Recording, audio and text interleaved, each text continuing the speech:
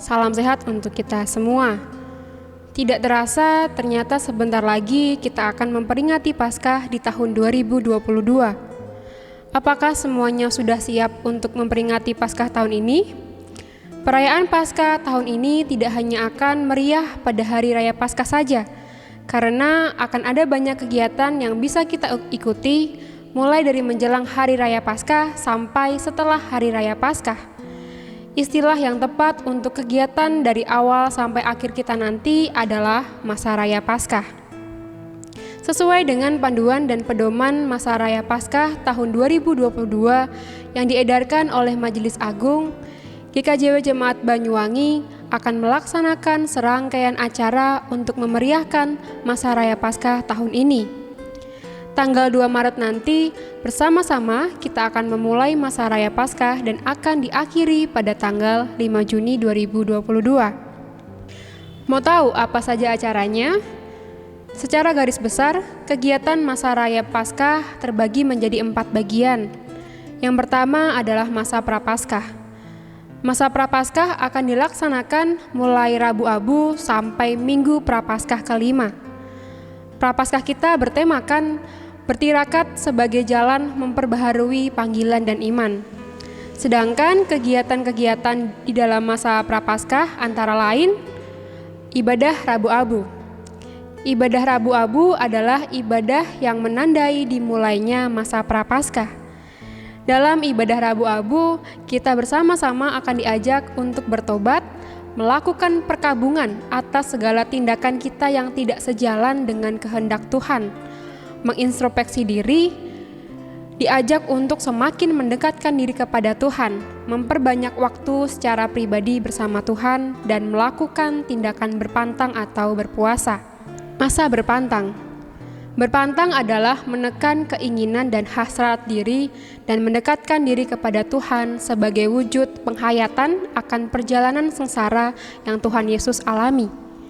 Berpantang adalah mencoba bersimpati dan berempati terhadap penderitaan yang Tuhan Yesus alami sebelum pada akhirnya Tuhan Yesus disalib. Dalam masa berpantang, kita diminta untuk berupaya mengendalikan keinginan dan hasrat diri.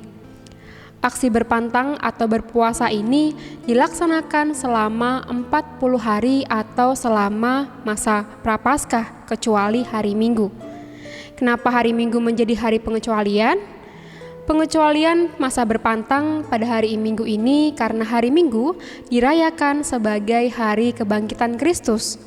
Untuk itu, masa berpantang tidak akan dilakukan pada hari Minggu. Lalu bagaimana cara kita untuk berpantang? Beberapa ini adalah contoh tindakan berpantang yang dapat kita lakukan. Yang pertama, berpantang dengan tidak makan makanan kesukaan sehari-hari untuk orang-orang yang senang dengan makanan-makanan tertentu dan selalu ingin memakan makanan itu.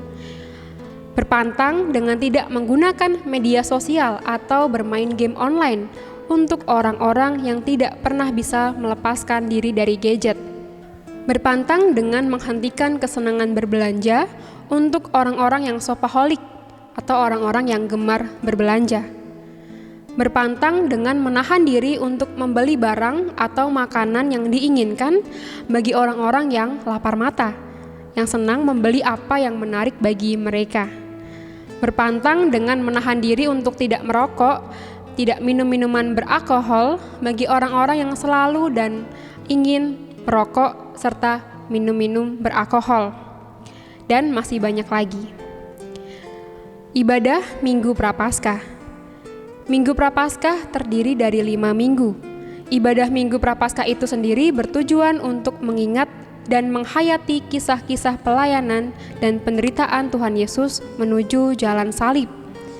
Dalam minggu-minggu itu akan dilaksanakan ibadah meditatif. Ibadah meditatif. Ibadah meditatif adalah ibadah yang dilakukan dalam suasana hening. Pada saat ibadah, ditekankan introspeksi diri, penyesalan, pertobatan, dan pendekatan diri kepada Tuhan. Aksi Paskah. Tujuan dari aksi Paskah ini adalah menumbuhkan semangat kepedulian warga jemaat kepada saudara-saudara yang membutuhkan atau kekurangan, bahkan tidak hanya kepada manusia saja, namun juga semangat kepedulian kepada seluruh ciptaan Allah, termasuk hewan, tumbuhan, alam, dan semua yang diciptakan oleh Tuhan. Aksi Paskah ini bisa mulai dilakukan pada masa berpantang atau masa prapaskah.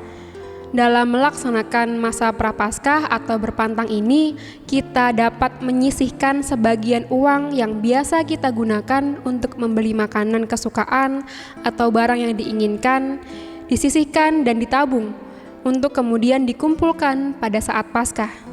Uang atau barang tersebut akan dikelola oleh panitia Paskah dan akan digunakan untuk mendukung aksi Paskah yang biasanya direalisasikan pada saat kunjungan Paskah atau pada masa Paskah. Yang kedua adalah Pekan Suci.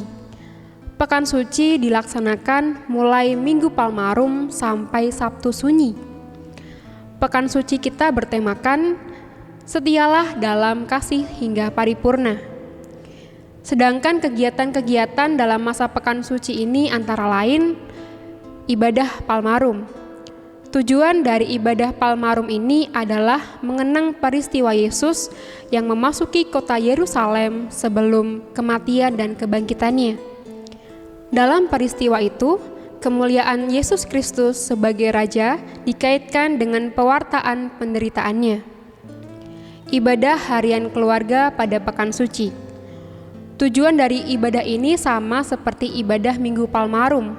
Hanya saja ibadah ini dilakukan di keluarga masing-masing atau bisa diikuti oleh 3-5 kepala keluarga. Ibadah Kamis Putih. Dalam ibadah Kamis Putih ini, bersama-sama kita akan mengenang hari terakhir Tuhan Yesus sebelum kematiannya. Dalam momen ini kita juga akan diingatkan kembali pada perintah Tuhan Yesus kepada para murid untuk saling mengasihi. Di sini kita juga akan menghayati makna pelayanan dan cinta kasih Kristus melalui pembasuhan kaki dan memperingati perjamuan malam terakhir. Ibadah Jumat Agung. Dalam Good Friday, kita akan mengenang dan menghayati penderitaan dan kematian Tuhan Yesus di kayu salib. Ibadah Sabtu Sunyi. Dalam ibadah ini kita diajak untuk mengenang dan menghayati kesendirian Yesus di dalam makamnya. Yang ketiga adalah masa Paskah. Masa Paskah dilaksanakan mulai Minggu Paskah pertama sampai Pentakosta. Masa Paskah kita bertemakan kebangkitan Kristus menumbuhkan harapan dan keberanian. Kegiatan-kegiatan dalam masa Paskah antara lain ibadah Minggu Paskah. Dalam ibadah ini kita akan merayakan kebangkitan Tuhan Yesus. Karena Tuhan Yesus telah menang atas maut, bersama-sama kita juga akan bersukacita atas kebangkitan Tuhan Yesus dan karya Allah yang nyata atas umatnya. Ibadah Minggu-Minggu Paskah. Ibadah ini mengingat dan menghayati kisah-kisah kebangkitan Tuhan Yesus serta tugas pengutusan para murid sebagai saksi Kristus di dunia. Kunjungan Paskah. Kunjungan Paskah dilakukan sebagai wujud panggilan umat Tuhan dan kepedulian terhadap sesama dan seluruh ciptaan Tuhan. Jadi tidak hanya peduli terhadap manusia saja. Kunjungan Paskah ini dapat didukung dengan dana yang sudah kita kumpulkan selama masa berpantang. Kunjungan Paskah bisa dilakukan di panti asuhan, lembaga permasyarakatan, shelter, dan juga bisa antar warga jemaat yang sakit atau sedang dalam pergumulan. Ibadah kenaikan Tuhan Yesus. Tujuan dari ibadah ini adalah mengenang kenaikan Tuhan Yesus sebagai masa yang menjembatani misteri Paskah dari Kristus dan Roh Kudus. Di dalam ibadah ini kita memperingati peristiwa kembalinya Tuhan Yesus kepada Bapa dan kemudian Roh Kudus menggantikan tugas yang selama ini dilakukan oleh Tuhan Yesus, yaitu menyertai dan membimbing umat agar terus dapat hidup dalam kebenaran. Ibadah Pentakosta.